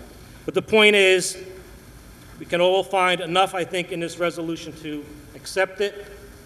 We can nitpick it, I guess, and find things that we maybe wish were different. I can live with it. I had a problem with the first resolution, the first version. I had a better feeling about the second one, and the third one, I think, thanks to the hard work that was done by all involved, I think we can unanimously pass this. Some will say, you know, and first thing to my mind and others, well, why are we getting involved with a federal issue on the county level? I think the same discussion happened in the Ulster County legislature where a resolution similar to this was introduced, and after that discussion, it was removed. And the Ulster County legislature did not go forward with their resolution to the federal government. So I guess people feel that this issue is important enough that we do this, but I think we have to be careful on how many times we decide as a county level to be involved with the federal level, since the state just recently came out with new laws, and we can talk about them another time. So I think we have to think about that a little bit as we go forward. And I think as one of our colleagues said a little before, not quite exactly the same, but a half a loaf is better than nothing. So I think all of us can take something positive out of this. I think there are things in this resolution that will have a positive effect, the positive effect that we all want. Some of them will probably not be considered. Some will be deemed unconstitutional, as some of the state law will be, I believe, as we go forward. But at the end of the day, we all want the same thing in the end. We want a safer place to live. We want our children safe. We want our families safe. And we also don't want to tread on the Second Amendment rights of those people who are law-abiding gun owners who follow the law and have done so for hundreds of years. Thank you. Thank you, Mr. Testa. Mr. Williams. Thank you, Mr. Chairman. First, let me commend Chairman of the Legislative Committee, Bill Ryan, and his committee, as well as the Minority Leader and Majority Leader for bringing the resolution forward. I will support this resolution, but however, not before I make certain comments that I believe should be for the record.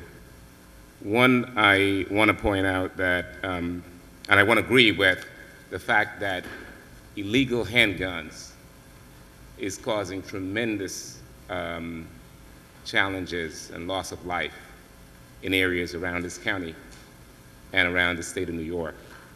I can tell you that because I know my community has experienced it, and we don't have any gun manufacturers within the 4.2 square miles of our city. And so obviously these guns are acquired out of state and brought into the state. And therefore, that is the rationale for having federal legislation that requires some uniformity in the laws about the acquisition of guns and background checks, et cetera. This resolution comes as a result of the heinous and brutal murder of 20 innocent children and 6 teachers in Newton, Connecticut, as well as the incidents that occurred in upstate New York. But I want to point out that while the resolution talks about illegal guns, and it's critical to crack down on illegal guns, the weapons that were used to murder these innocent children in their school and their teachers were legally obtained by a licensed owner.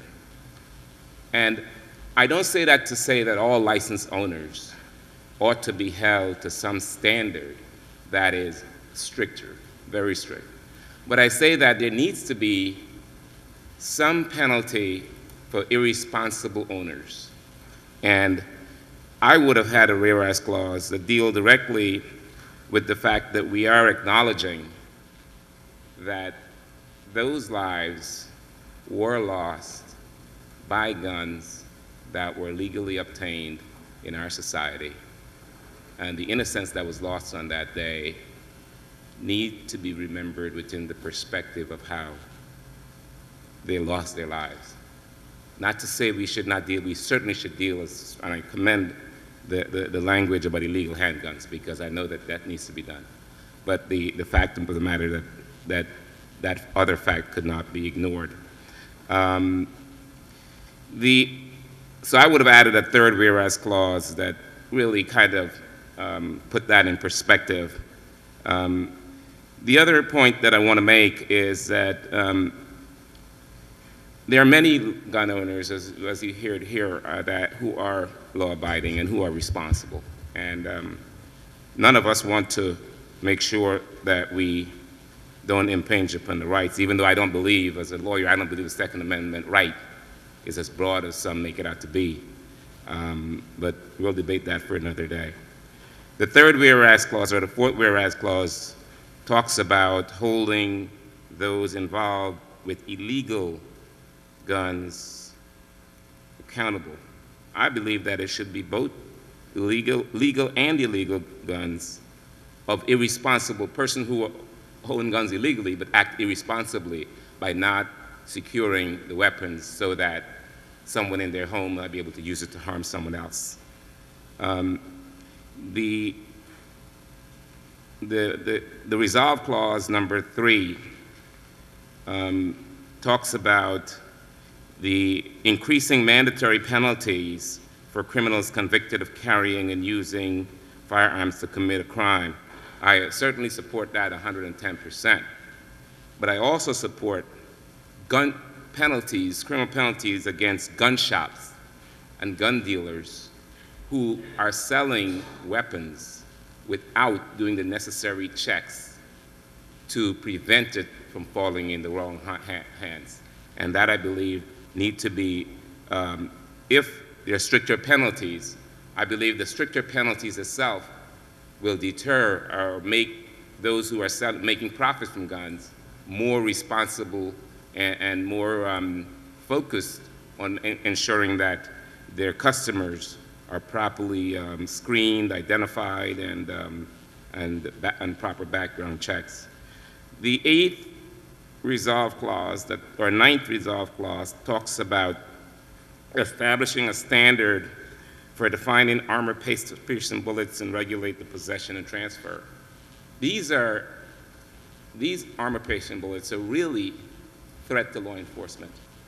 If you speak to many police officers, they'll tell you about that.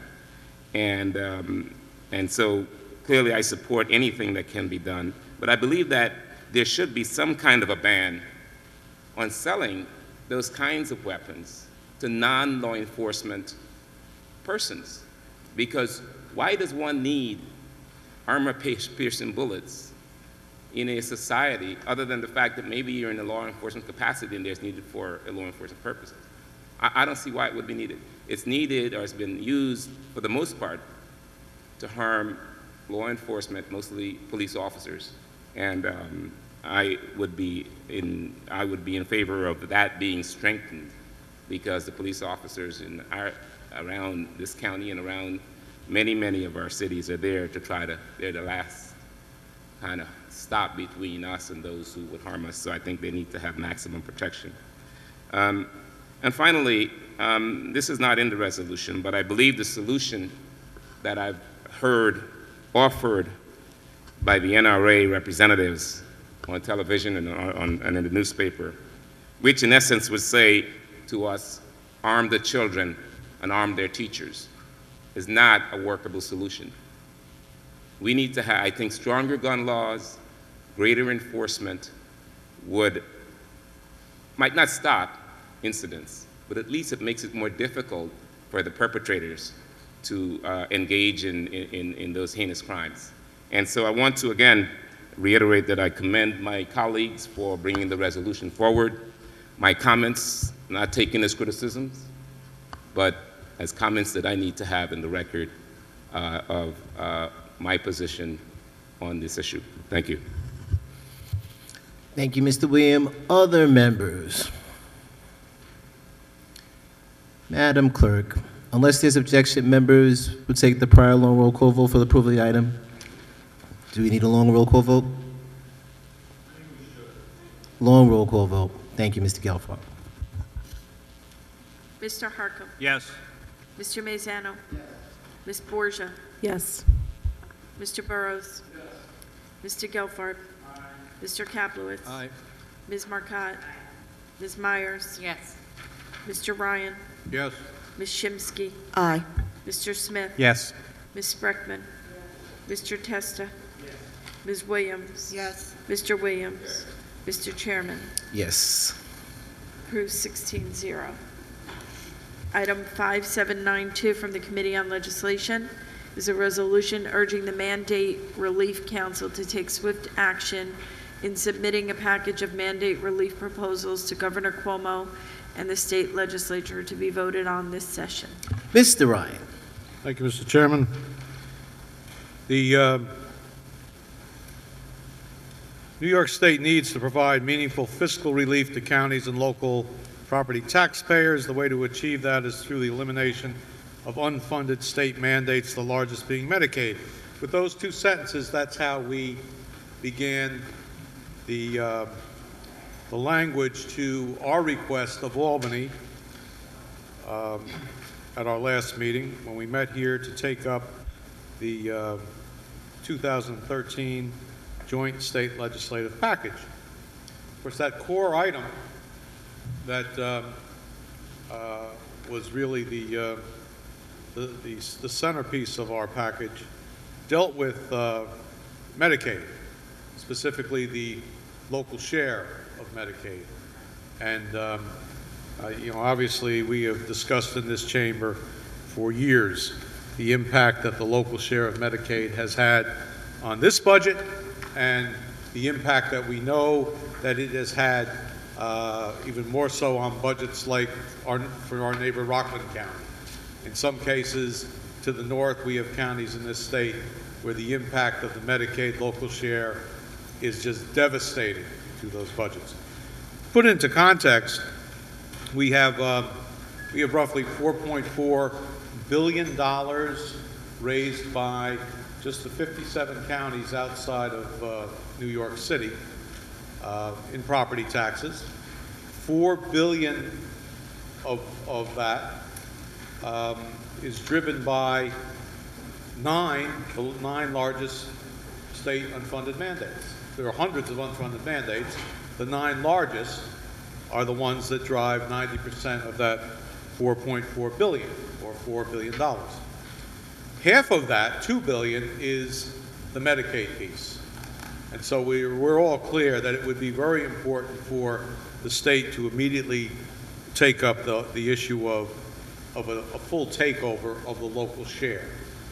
And I know that we've talked in this chamber about the full picture of what that is in a mid-$50 billion program. We're talking about New York City's component of $5.5 billion and ours of $2 billion. Massive amounts of money. But that isn't where it ends for us. And we do have the matter of the other 8 of the list of the largest 9. And so it's number 1 Medicaid, joined by the other 8, that is the subject of the resolution that is before us tonight. And once again, I want to put on the record the fact that this particular piece was made possible because the Democrats and Republicans of this board left the party labels at the door, went into the room, and crafted a resolution that speaks intelligently about what not only Westchester County needs, but Westchester County as a leader of the 57 counties in this state, what we're saying everybody in this state needs, from the largest counties on Long Island to the smallest counties, upstate New York, and also don't forget some resolution to the problem of the 5 boroughs of the city of New York. So we have a resolution. Just for the record, the caption of this is it's a stale caption. I guess it carried forward in the system from a resolution that I guess was before us a while ago. But the point is this. Let me go right to the heart of this. What we are asking for is in that first resolve clause, that Westchester County hereby requests the New York State Legislature to take swift action and pass mandate relief measures as was promised to counties at the time of the enactment of the property tax cap, and which is an essential legislative complement to the proposed property tax cap.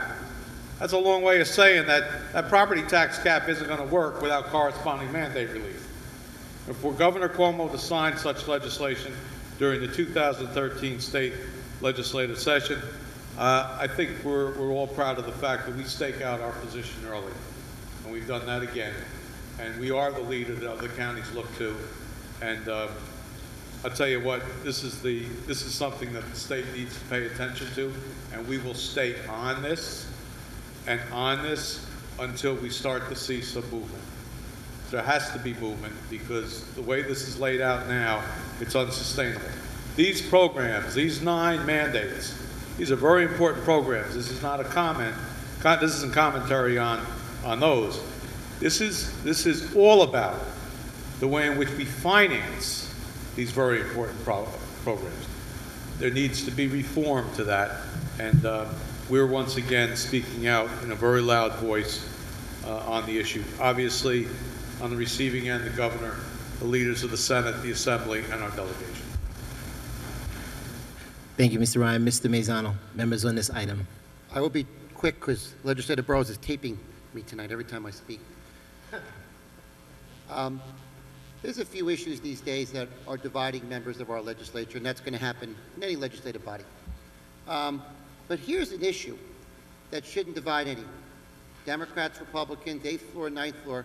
Here's an issue where let's all take a minute and think about how we all can speak in one voice in a cause we all support and we all can work together on, from the county executive down to every legislator, and we all pull together on this issue and we direct our concern to Albany. This is a good issue. That's why it's good that we're passing this resolution tonight. Here's an issue that we should all be united on, and we have a task now to work on together in a bipartisan way. Okay, here we are in February. This state legislature will be in session probably to June. We have to keep working together as a team, legislators, Republican, Democrat, county executive, to push everyone we can touch in the state legislature and the governor's office to implement these unfunded mandate reforms. So let's all do that. Let's all together say, together as a team, we're going to lobby Albany and we're going to push Albany. So I believe Legislator Ryan's trying to organize a meeting, I think March 1st is the date, where we're going to invite the state legislators to come in and discuss our legislative packet and this issue. Let's all attend. All 17 of us attend that meeting. Let's speak frankly with our state legislators at that meeting. When that meeting ends, let's keep following up. Every one of you has a close relationship, at least one state legislator. Don't let them go on this one. Let's stay on top of them. Let's be aggressive. Let's work as a team. Let's lobby these state legislators, and let's see if that combined force working together can push them to take the action we're calling for. That's my challenge to all my friends here today. Here's an issue. There's no division. We're 100% on the same team. Let's work together on the same team, and let's see if we can get these state legislators to implement these badly needed reforms for Westchester and every county in the state. So I look forward to working with all my colleagues on this challenge. Thank you. Thank you, Mr. Maisano. Other members on this item? Madam Clerk, unless there's objection, we'll take the prior long roll call vote for the approval of the item. So ordered. Approved 16-0. Motions, resolutions. Motions, resolutions, and call of the districts. Mr. Ryan. Mr. Chairman, I'm going to make a request tonight that we adjourn this meeting in honor of William Delanoy in White Plains, from White Plains. The members will see that under my name is William. Actually, I think those that know him will understand. I'm going to refer to him tonight as Billy Delanoy because that's how the community knew him. This was tragic for a number of reasons, but I think that I just need to say this. Billy Delanoy was a professional firefighter in White Plains, longtime member of White Plains Bravest,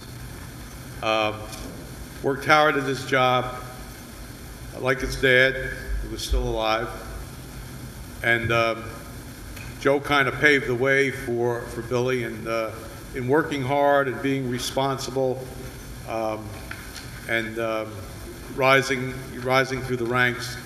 He found himself a few years ago getting promoted over here at the Public Safety Building to one of the 4 deputy commissioner posts and deputy chief posts, and had responsibilities that he carried out with with the 3 other deputies under the leadership of the chief of the department, and got into really every aspect of the firefighting operation here in White Plains, and was relied upon for the leadership that he brought to the job. And at midweek last week, had occasion to go to a meeting at night. I believe it was a meeting of the local professional firefighters union, and participated. And at some point, I guess shortly thereafter, suffered a major heart attack. Billy Delanoy was only 58 years old. Billy Delanoy was very happy a few days before as a little granddaughter was born. And it's a very close-knit family, both sides. He married years ago Joanne Del Vecchio, who was the daughter of former White Plains Mayor Al Del Vecchio. So it's big families, Delanoy on one side, Del Vecchio on the other. People couldn't believe the turnout for the hours at McMahon Funeral Home for the wake. the lines, it was cold, and the lines were outside, and they were wrapped around the corner. People attempted to come, and then they had to leave and come back. The line didn't go directly to the viewing. It snaked its way through that funeral home. And everybody really was trying to deal with the grief and the shock of how this really great guy had died. And today, you know, cold, drizzly, rainy day, gray and overcast, and Billy was laid to rest. What a tremendous loss. I mean, a tremendous loss for the family. And you know, I can't begin to tell you what I saw last night when I was there with them. But the other loss is suffered by the public safety community in White Plains, because Billy Delanoy was an important part of it. And I know years ago when I was first on this board and was appointed chair of the Public Safety Committee, I made it a point to talk to the people that I thought were fully engaged in their jobs, that had responsible positions. And from time to time, I would talk with Billy Delanoy and others about what the county could do to strengthen its role as a primary dispatcher, as the coordinator of mutual aid, as a central inventory of important services. And it's guys like Billy Delanoy that stepped forward and would offer their suggestions and ideas. So they were important to us in our work as well. But, you know, it's tough to deal with this kind of news, and I just wanted to spend a couple of minutes talking to you about someone that I know you don't know, other than Elfrida. But I think that one of the things that we could do, which would be appropriate and fitting tonight, as we reach a point where we're going to adjourn our meeting, if we would do this in honor of Deputy Chief William Delanoy of the City of White Plains Fire Department. Thank you. I'm sure there's members that want to join you in that. All members will join you on that particular legislation, because you never know. Very good. Other members, caller districts, Ms. Williams. Thank you, Mr. Chair. Before we adjourn and before you call and commemorate the losses that we sustained over the last couple of weeks, I just want to make a statement. At the last meeting of this board, some of my colleagues on the other side of the aisle, including the minority leader, saw fit to accuse me of committing the unprecedented act of submitting as communication a constituent's letter which allegedly accused the legislator from District 3 and his community of being racist. Tonight, I was pleased to thank the author of the letter for coming forward and reading it, so all could hear that the contents included no racial allegations. At this point, there are two obvious conclusions to be drawn. One is that the perception of the reader is and was faulty, and two, that an apology is in order. Finally, I want to thank the president of the White Plains Greenberg NAACP, who spoke out in favor of affordable housing at West Health Greenberg. Her comments are essential in presenting a balanced, accurate view of the best and intended use of this site. This use, at the same time, protects the substantial financial interests of all of the taxpayers of Westchester County. Thank you. Thank you, Ms. Williams. Other members? Mr. Smith. Thank you, Mr. Chairman. Well, tonight was an interesting night. We had heartfelt testimony from people who have problems in their lives. Children, we had a graduate from Ferncliff Manor, we had a parent, we had teachers, we had employees, many of them on the verge of tears. And now we're dealing with a legislator whose feelings are hurt. You know, in a Miss Mangle's statement that was passed at the last meeting, it said something about Don't climb into the oven if it's too hot. I'm going to throw my own statement back out. If the shoe fits, wear it. Mr. Williams. Thank you, Mr. Chairman. I'm not going to, my comment is not relating to the last issues. I do have item 25 on the agenda, which was a communication added relating to an article involving my name in the Newsday by my colleague, the Honorable Michael Smith. Newsday article, Bishop chastises over homeless shelter.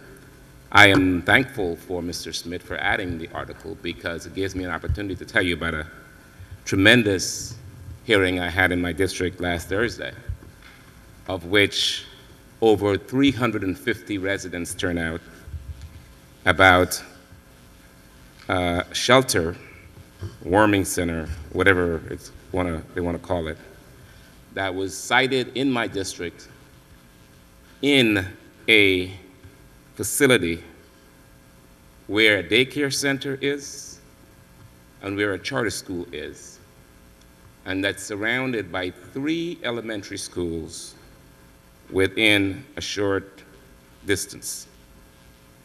The residents of my district were outraged. They were outraged because they believe that they were not, first of all, they were not given the respect of even a hearing. They were not given, and I was not notified as their legislator, not even notified by a phone call or any communication from the administration that this was being cited in my district. And I say this to say that in terms of commitment to the homeless and my city of Mount Vernon, this is not about the homeless. We have been, and I continue to be, as I sit on this board, the strongest or one of the strongest advocate for the poor, the homeless, and those that are in the bottom of the safety net, and will continue to do so. But I wanted to make sure with that hearing that it lit the spark about the balance of how decisions are made about siting in certain areas. In a residential, and some of the residents in my community did research. They've gone through every single residence, every single shelter system like this in Westchester, and found that none of them were sited in a school. None of them were sited in the building with a daycare center. None of them were sited in a residential area. None of them were placed in areas where the public was not given the slightest notice. But I believe that we have had a tremendous amount, I've had a tremendous amount of outpouring of support. The article in the Newsday that my colleague over here cites was an article that really caused a lot of my constituents to rally very strongly with me about these issues. It's not about me and the clergyman, because we have talked since. And he understands where I stand, and it's not about him, it's about the county that makes a decision that does not even inform a legislator. Any legislator on this board that would truthfully say to me, I would have no problem with that in my district, in a school or in a daycare center. I would have no problem with not being notified. I'd like to hear that. It was great because, it was great response because it was a response not only from Mount Vernon. I've got emails and calls from New Rochelle, Tuckahoe, Yonkers, Peekskill, Greenberg, and Pelham. Some who are friends who know me, and others are members of those communities who have never met me, but saw the articles, saw what was going on, and just did not believe that it was the right thing that was done by the administration. I'm always one to look for a solution. And as I said to the administration, I will be willing to work with you, but this I will not tolerate. And I mean that. I am hoping that they would come very quickly to a solution. because there needs to be a solution. And if they do not, we will have a continuous, these chambers will be packed all the way out the door with residents on this issue. That I can promise. And so again, I want to thank my colleague. I will not be offended by anyone's right to place on this agenda any item. I will not take umbrage at that because, as I said, you have to take the context in which it is placed. The letter that was talked about last week was placed in a context. I'm assuming that the legislator placed it on this agenda with not bad intent. I tend to assume the best out of everyone. Thank you, Mr. Chairman. Thank you, Mr. Williams. Other members? All righty then. Two things before we move on and close the meeting and adjourn. One is that we're going to add on the memorial resolution, and I'm sure that our White Plains legislators, as well as all legislators, may join, for Shirley A. Curtin, which is the mother of the Chief of Staff, right? There's two other things that I wanted to go through. One is we received, and I know that Mr. Mazzano is the only person, if I recall correctly now, that's been a former member of our military. Hopefully this year we'll get our military benefits package in time so we don't have it expire again. But more importantly, I did receive communication that I did not put on the agenda just because we ran out of time for that, regarding a member of the service that is covered under the military leave. And there's some questions that I think that together we need to go through, where he is being asked to repay X amount of dollars while he was on active duty. And I know that the legislation that we passed did not take that as a scenario that would happen. This particular member of the military was receiving benefits as was stated, or what is in Act 92, 2012, which goes back to 2001.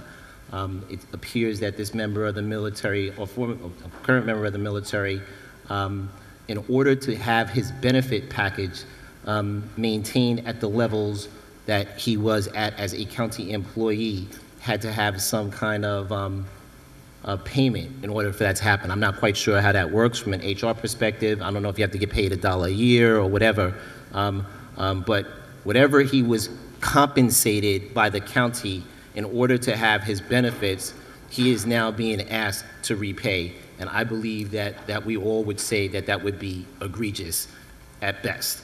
So I will get that information so that we will be able to work through that, members, so we can move forward on this particular item. We certainly had interesting testimony on our Ferncliff and West Help site this evening. I know that it's in committee, in 3 committees, and hopefully through the 3 committees that there will be some in-depth review of all of the scenarios. The site itself has history, which we should not forget. We heard that from both the NACP president, and I did put some information in the agenda as well from 1988 on this particular property when the property, the neighborhood association tried to create a village to secede from Greenberg on this particular item. Of note in that particular analysis is a quote that I think that is important enough for us to review and analyze, that came from who is now our communications director from 2003 for the shelter for the homeless proposed for Greenberg nearly 15 years ago. The prospect raised one of the louder and more memorable Westchester battles that fall under the banner of NIMBYism. Not in my backyard, thanks very much, but the shelter went ahead anyway. The then president of the 300 Home Mayfair Norwood Civic Association, Ned McCormick, suggested the neighborhood was also willing to take another look at the homeless shelter, in part because other uses for the property didn't look as attractive as perhaps they once had. Originally, the idea was that after 10 years, this is a quote, originally after the 10 years, the property would be turned over to the town, which could then use this site for senior housing, affordable housing for people who work in the town, said McCormick. I'm hopeful that'll be reviewed in the committee, and I'm sure that it will be, as well as the Ossining site, which Ms. McCormick, who was the daughter or the sister of one of the residents, was here this evening, that gave in great testimony this evening and talked about that, and talked about a site that could be up in Ossining. So I'm sure that'll be reviewed under the Government Operations Committee as well, since I believe it's a constituent of Ms. Borges that talked about that. I'm hopeful that we'll get through this without too much additional drama, but we'll have to see. If we all could please rise and observe a moment of silence, and we will close the meeting tonight in honor of Deputy Chief Billy or William Delanoy. So let's observe a moment of silence for that. And all the other members and people that were mentioned in tonight's memorial resolutions.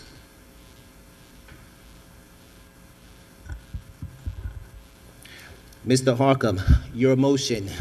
Thank you, Mr. Chair. I would move that we would adjourn and that we would reconvene on February 25th at 7 p.m. Mr. Maisano, your second. Mr. Maisano, your second. And for a short roll call, Madam Clerk. Mr. Harcum. Yes. Mr. Maisano. Yes. Mr. Williams. Yes. Mr. Chairman. Yes. On the motion, we are now adjourned.